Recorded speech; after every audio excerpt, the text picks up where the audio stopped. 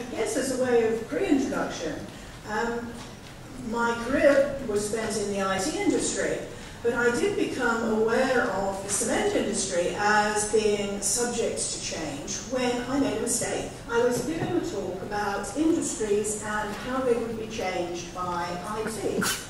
And at the time, the theory was that the information industries and education and administration would be totally revolutionized by the advance of IT.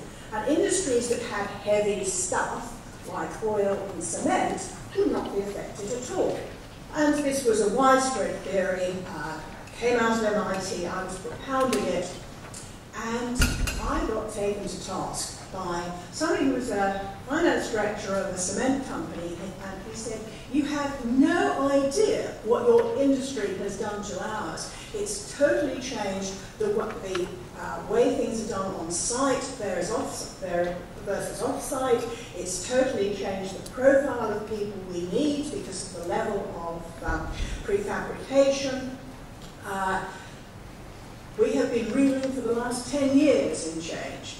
So I'm aware of a cement industry that is facing a lot of change and embracing it."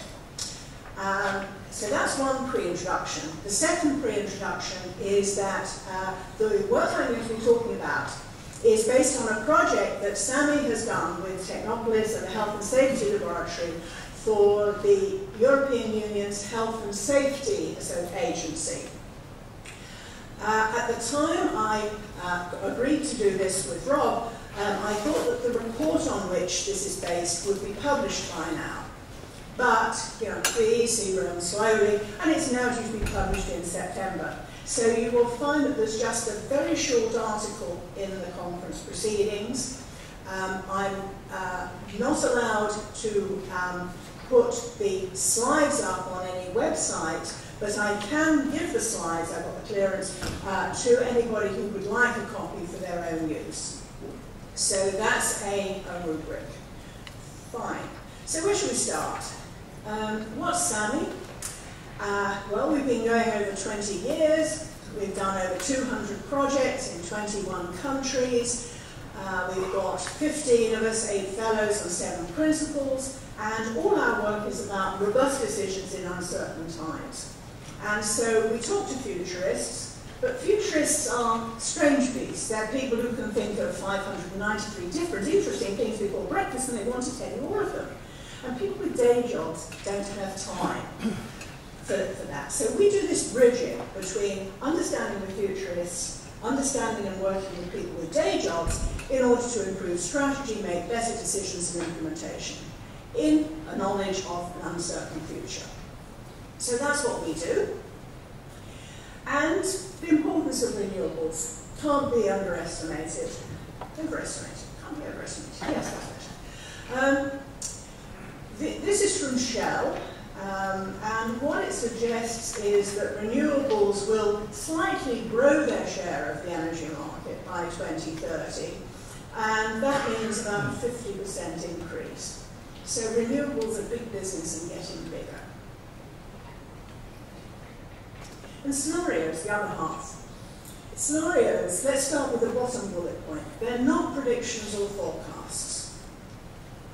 They're descriptions of how the world might look, and there, the world is in inverted commas because you take a different slice of the world according to what is of interest for people, because there are all sorts of things happening out there. And for a specific industry, the challenge is to get the relevant things packaged into a view of the world so that decision makers can understand the things that are relevant to them. And so scenarios need to be based on good analysis of the things that are going to be changing the world, the drivers of change, and they should have an internal logic and consistency that allows people to talk about them and think about them. And so that's the aim of these scenarios, to allow people to think about, in your case, waste recovery in the cement industry, in the case of OSHA, the risks to green jobs. The risks to people's health through green jobs. What are the main drivers of change for the renewable energy market? Well, clearly economic growth is important. And We all know that growth is globally going at a great clip, but Europe is having problems, so we separated out Europe and global. Very important is public opinion about green, because public opinion allows governments to put in incentives and controls. They will follow public opinion, and in some cases may need it, but mostly follow it. And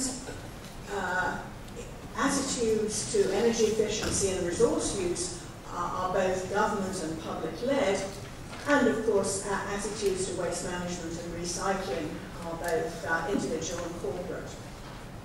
And we also need explicitly to consider the rate of innovation in green technology. So innovation is across all industries, of course, but we're specifically concerned with the innovation in green technology. And out of those three axes, we thought about three scenarios. One's called win-win, which is high economic growth, strong green values, and high rate of innovation in green technologies. One is bonus world, which is focused on high economic growth, but green values are weak, and so there's not so much innovation in green technologies. So bonus world is a very market-driven scenario. And deep green is what happens where you've got low economic growth, but green values are strong, and that leads to sort of medium to high rates of innovation in green technologies, clearly limited in terms of its innovation by the fact that there's low growth. And so if we put those three scenarios on a conventional scenario picture, what we've got is deep green with strong green values, low economic growth.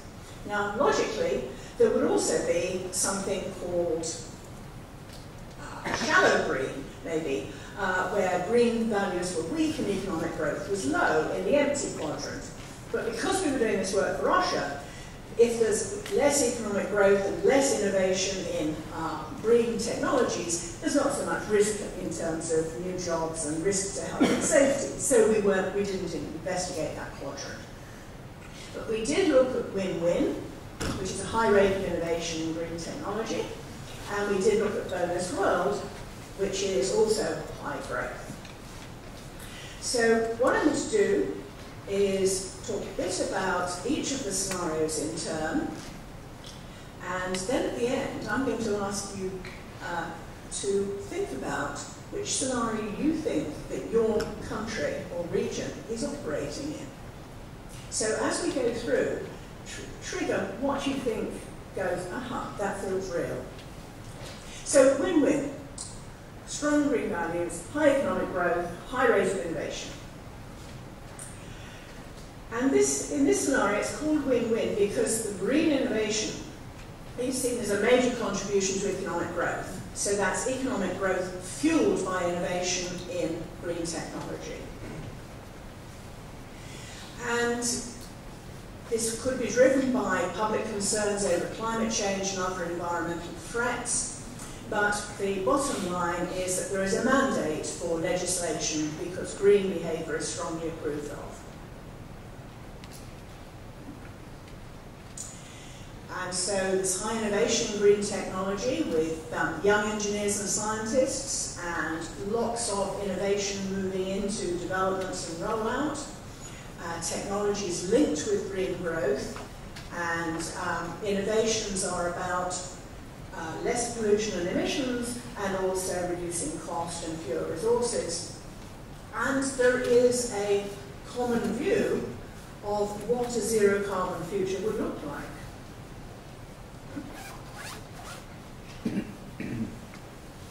Putting that in pictorial terms, the emphasis here is green innovation is linked to green growth and prosperity.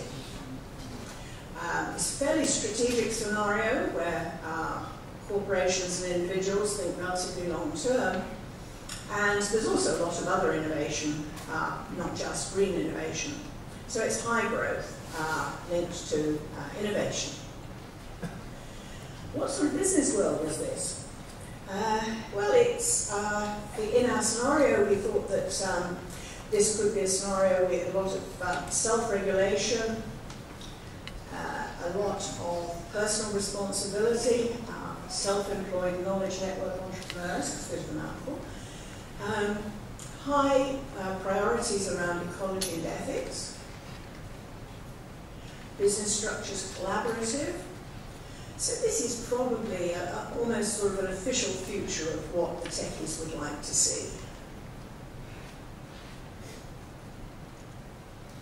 What does this mean for the construction industry? But the construction industry in win-win is probably a lot of prefabrication, both because of the improved quality that gives, less manual work, less risk, and the ability to use high tech. Probably a lot of new build in this scenario as well.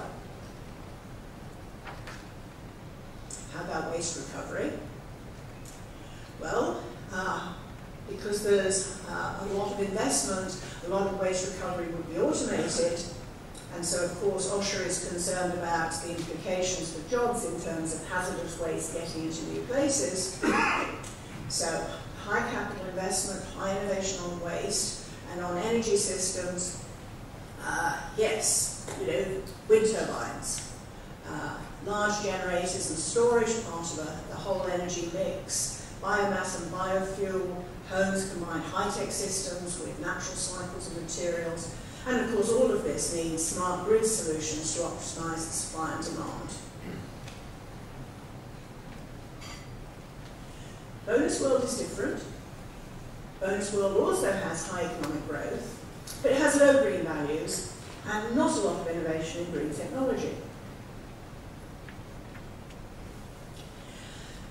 If people have choices, and in this scenario, they see going green as a cost. So they decide whether or not they are willing to pay the cost, and people being people mostly don't want to pay the cost. Carbon emissions and resource use are still rising, and the use of technology in relation to renewables is about reducing cost. Reducing cost and use of resources. So that's the bonus world. And where's the innovation? Well, there's high growth, so there's capital-intensive innovation, but it's not particularly focused on green technology. So in this bonus world, the high-tech business is booming, and green innovation is tied to relatively short-term profits. Economic growth is good.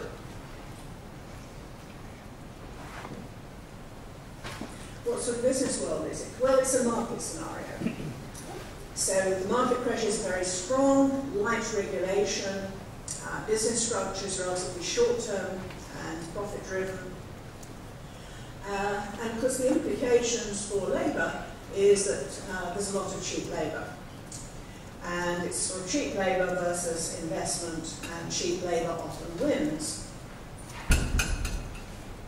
In construction, it's cheap labour and using whatever is cheap and will do the job. So a very different view of construction, far less prefabrication in this scenario, and much more make do and mend through using labour. In terms of waste, well again, it's back to the waste management picking over the tips in Bangalore. Energy systems, it's all about using fossil fuel and making it cheaper. Not really tackling emissions, not really tackling pollution, reducing cost. But because it's there's a lot of capital investment, there are a lot of expensive projects which build housing and build new transport systems. So there's a really high growth and high use of energy. Deep green is different again. Deep green is about green values and how they might look in an environment in which there's low economic growth, and which there's need of innovation in green technologies, because if there's low economic growth, there's less money to invest. So this scenario suggests a public that see green activities as a cost, but they're willing to bear it. They think that green is a cost rather than a factor in growth. They are willing to pay high taxes on pollution and carbon emissions. And what investment there is in technology is helping to deliver a green future. Possibly this scenario could come about because of public concern over climate change, or it could be specific resource shortages. It could be water shortages, it could be energy shortages that shock populations into believing that green behaviour is needed. So I guess one question is, do people see that there has been that sort of shock, or do people see that the concern is around jobs and costs rather than the green emission controls and pollution controls? Where is the innovation in green technology going? Well, the innovation is going around sustainability, so it's going around reduction of energy, but it's also about reduction of emissions and reduction of pollution.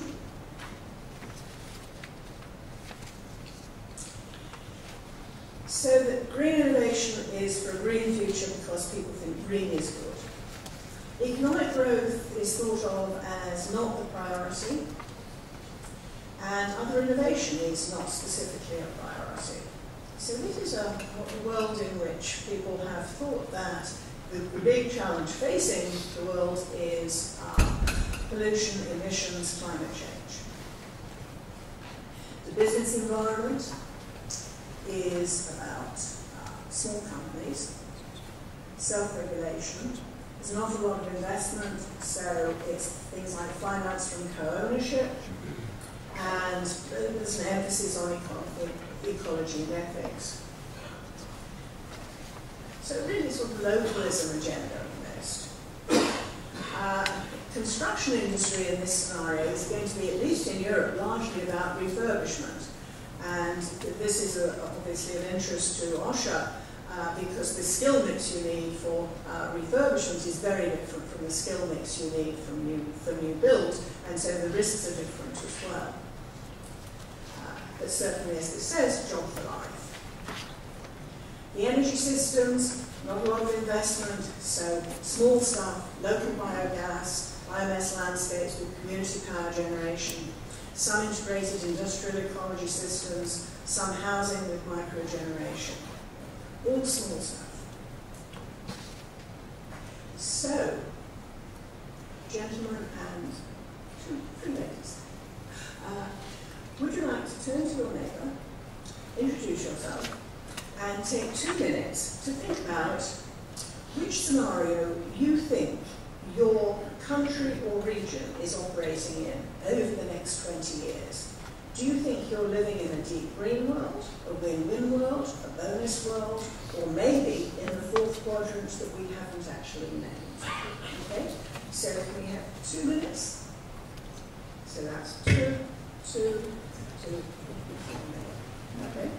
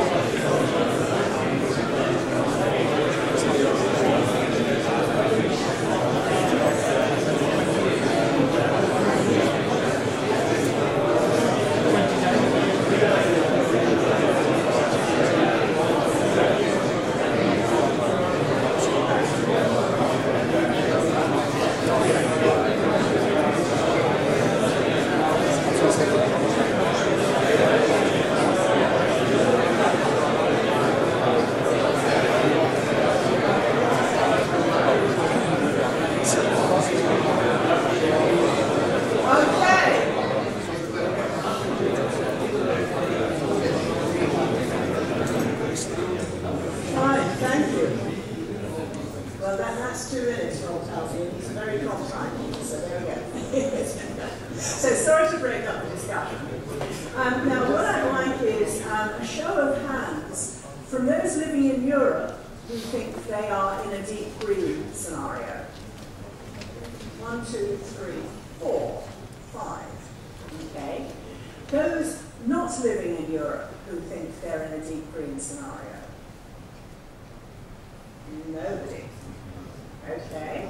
So we have 4 and 0. Okay. Win-win. Those living in Europe who think they're in a win-win scenario. Okay, quite a few. 1, 2, 3, 4, 5, 6, 7. Okay? And those not living in Europe who think they're in a win-win scenario. 1, 2, 3, 4. Okay? Then bonus world. Those living in Europe. Aha. Yes, yes, well, there's a waiver here, but it's fine. Yep, there's about 8 or 9 there. And those not living in Europe who think they're living in a bonus world. Oh, a very significant show of hands. Right. So, maybe that's given you some food for thought. And the point of the scenarios is, yeah, they're nice stories, but they're to help the thinking process. So if you would like a copy of the slides for use in terms of thinking through projects, strategies, whatever, in your organisation, give me a business card afterwards. Happy to send you the slides. So in conclusion, I have to say that the opinions expressed in this talk are mine and do not necessarily reflect the EU position. If you'd like to get our monthly newsletter, also please give me your business card. We write books about how organisations are reacting to change. There's details for 2 of them there. And as I mentioned at the beginning, the detailed report, which this talk's based on, will be up on the OSHA site. They think it's probably now the end of September. So I thought I'd leave a couple of minutes for any questions or discussion points.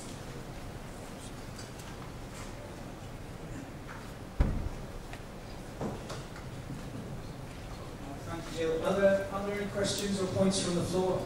I have one very quick question. Which of those scenarios do you favour yourself?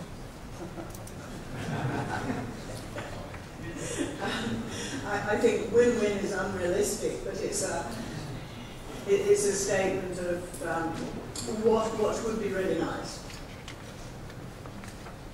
I'm sorry, I missed that. I think win-win is totally unrealistic, but it is a statement of an environment in which both innovation happens and society benefits and the economy grows. If it's a magic trick that can be made to happen, that would be great. But I wouldn't plan on it in my business. Okay, and what other questions? Yes, please. Give us your name and company, please. Yeah. Thank you very much. My name is Ashwin Sajjadi from SAMI Consulting, engineers working mainly on the cement industries. My impression during the presentation was that your scenarios mainly have been designed for the developing countries, high developing countries, while the developing countries they have not the time to think about the green industries. The main focus is on the GDP and the high growth, so they need another model, another scenario to follow for the infrastructures, for the GDP and so on. My impression is that right, that this impression is these scenarios are mainly have been taught around the developing countries like Europe, USA, and so on. Well, I mean, to answer that quickly, the scenarios were written for the European Agency for Health and Safety, but my experience of using these scenarios is that they're helpful to developing countries as well, because developing countries have various amounts of investment and they have pressures from their population. And so, for instance, we've used these in the Middle East, where there's a very big discussion, as you know, about how to reinvest oil revenues. So they're helpful for that sort of discussion. But yes, they were written for the European Agency health and safety. Thank you. Another question. Give us your name and company, please. My name is Frank Lekomsky from IKN in Germany. I'm just out of curiosity, why did you completely ignore the lower left corner of the scenarios? Apart from the reason that everybody would have voted for that. Well, it's very simple. The clients didn't want it investigated because they were concerned about new risks to health and safety from new areas of innovation around jobs in the green industry. And so that scenario would explore less of them. And they assumed that any development that would have happened in the lower quadrant would actually be incorporated in one of the others, because it was a minimal investment, would have been a minimal investment scenario.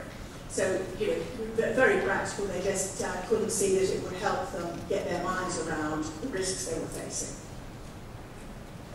Okay, any other questions or points? Yes, give us your name and company, please. My name is Jacob Tobias, and I'm the times I mentioned in your scenario, I don't understand get it. Because it seems that some scenarios will take more time to develop. So if you can elaborate. That's true. Both the scenarios may take different times to develop, and also be effective in different places, different countries and regions at different times. But I don't think there is a natural path from, say, bonus world to win-win. And so they were all thinking about what might happen over the next 12, 15, maybe 20 years, so out to about 2030. Because you can understand the technologies that are likely to be effective in that timescale. Beyond that, you have to be much more imaginative about what technologies might come through. You know, a lot of the biotechnologies maybe will start generating energy beyond that, and we explicitly didn't get that far ahead. Is that right? Okay, so I think that's all the questions we have. So let's join together and thank Gill once again. Thank you very much.